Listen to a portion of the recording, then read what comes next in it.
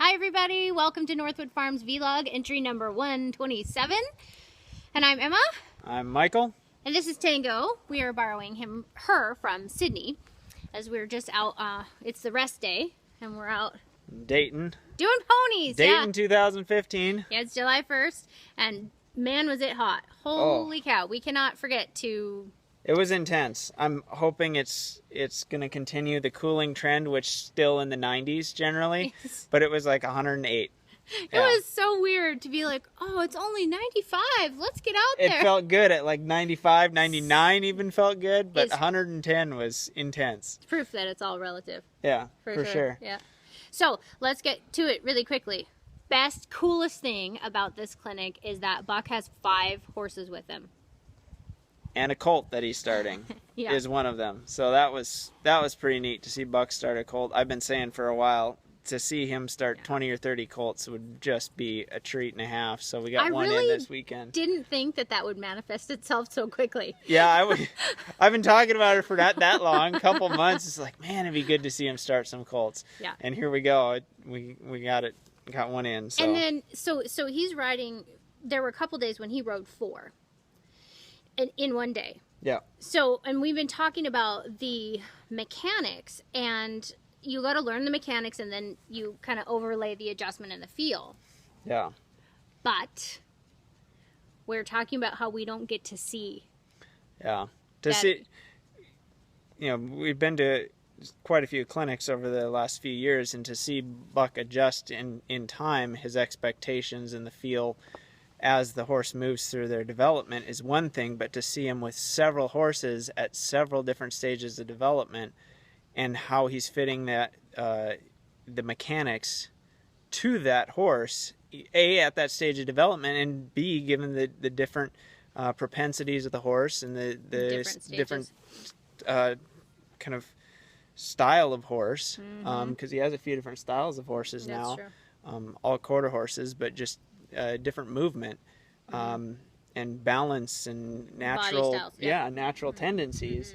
Like he rode Swede when he worked his figure eights with simple changes on Swede yesterday. I mean, he rode that horse forwards, but it wasn't flat to the ground because Swede is built so uphill, and so it was this rolling canter that whereas Guapo it's flatter, and it was flatter in the beginning. And it's slower. Yeah. It's not it's not as long and forward. It's a shorter stride, and he's really collecting him because he doesn't have as much natural bounce. So. Yep. That was cool. And then between the 2 fillies even there's a difference. And then the coolest thing, one of my favorite things was yesterday, seeing him, he was riding Midge, and she had she's got 25 rides a while ago, and so he's just cracking her now out at a clinic for the first time, and ran through the skeleton a little bit in the round pen the first day, and then yesterday too, but he was getting her kind of cantering just to get the rhythm of the canter and the round pen, and then she was changing so quickly and mentally making such fast adjustments. She's a very quick horse mentally. Her mind is going a million miles an hour. So he just shaped it, and he would change in a nanosecond. Now she can do this. Now she can do that. Yeah. Now she can, all of a sudden, she's doing these beautiful leg yields where, a few minutes before that, she wasn't really following a rein. Yeah. So, it just clicked through so much faster than he was able to do with, say, Manila. Now, obviously, Manila is, just the first couple rides, but it's not clicking along at the pace that Midge was able to handle, just because her brain is going that fast and she's that sensitive. Yeah. So. Yeah. And then the cool thing about Manila I thought was nice ears, Tango. shaping up the soft feel, and how that can be such a delicate thing, and leaving so much lightness. I mean, we've heard about this for so long, but getting to see the example, Buck Brannaman, that is the most important thing. So ride more. I get so greedy. Well, the other piece is ride, when you're not here watching, you got to be riding, to see the... We have to be riding. Yeah. I mean, if I wasn't riding between times, I wouldn't be catching what I'm catching He at said this that point. too. So Yeah, he said that he to you, too. emphasized that. Yeah. That I'm probably getting more out of it now than I would have a Couple year of years ago. ago. So Yeah. yeah, it's Definitely. been And pretty then the cool. cold start. So I'm you guys riding a big fancy a horse. huge fancy horse, and we might have to do another vlog about that because this is already running long. And I'm trying to think, there was something else I wanted to say about Buck's rides, and I'm not thinking about it right now. So We haven't seen Rebel yet. I mean, we've seen him, but he hasn't ridden him yet. we're watching him in the pen go, "Put me in, coach." I'm like, "I'll trot him around. You need me to trot him around? I'll do it." No, it's been really fun. And I just feel like there was something else I was going to say, but I can't think of it right now. So we'll have to talk about that later. But really, it's just been, Buck doing the divorce. I think that was the other big thing. Yeah. With Manila, third ride. He took an hour out of class to do it. It was so cool. And then I was giving him a hard time. He's like, I don't know if that was worth it. I'm like, yeah, do you think it's really worth wasting an hour of class to do that? And he whips around, he's like... he was going to be offended until he realized I was totally joking.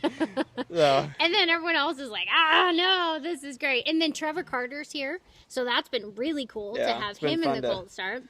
Fun to watch him with his horse. He's got a little bit of a squirrely one.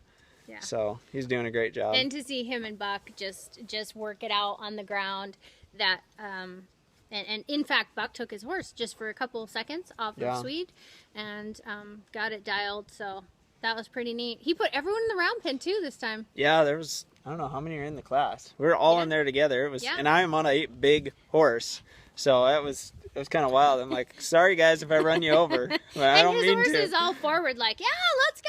I have a fancy trot. Yeah. And Canner, and then Jen's horse is doing flying changes down the pen, and yeah. So anyway, it was fun. And we do have to mention, there was a recent article that was written about Buck, and somebody said something about him maybe being a little bit less than what he used to be. And I'll just tell you what, watching him ride those colts, well, I just laughed. That and one of his horses was cast for just a moment, and he jumps the fence, gets over there, pulls it out of the fence, just like it was nothing. Gets back on his 1,100-pound horse, gets back on his horse and goes about business. So yeah, he's still can do it. I think he's still got it. Yeah. Yeah. So anyway, that should be it. We are going so long, but maybe we'll do another couple about other things we've got to talk about. But we hope everybody's having a good week. You guys should all be here. Sorry. See you next time. Bye.